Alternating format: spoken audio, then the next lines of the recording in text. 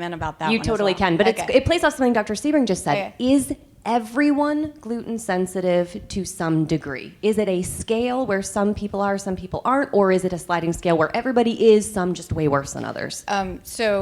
Dr. Fasano at Harvard, who's doing all the research, really believes it, as I just mentioned earlier, it creates a leaky gut in everybody. It's just that some people can heal that gut because of their genetics or other insults, but it is a very inflammatory food to everybody. So I agree with what you all are saying. I mean, I never recommend anybody eat gluten, and the best thing you can do for your health, the number one thing is to get off of gluten, but I disagree about the testing. I test everybody, and I do it in two ways. One, I have you take it out of your diet, and I have you add it back in, because your body knows better than any test. So that is the number one way you can test. And I think that that is one of the problems with paleo, is that you go read a book and it tells you 80-20, and then you're eating, pizza on the weekend and you don't feel well and you don't know, is it the dairy or is it the gluten? So it's really important actually to know, is it the gluten or is it the dairy, so you can avoid whatever food it is that it is for you.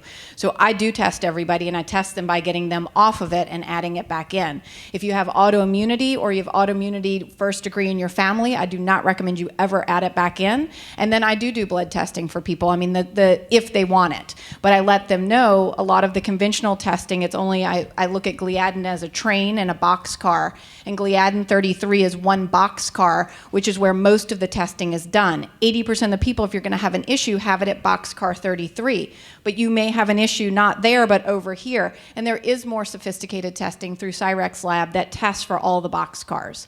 So if you want the testing, it is available to you. I find actually the vast majority of people in my clinic actually do come back positive. But obviously I'm pretty vocal about it and how I feel about it. So when you're my patient and I'm saying these things to you about eating it 3-4 times a year, when you hear that stuff, you don't want to eat it. So, it's not a requirement, but most everybody in my clinic is absolutely gluten-free. That's a great point. I really like the elimination diet. As far as I've read, elimination diet is still the gold standard for gluten sensitivity. Take it out, put it back in, see how it affects you.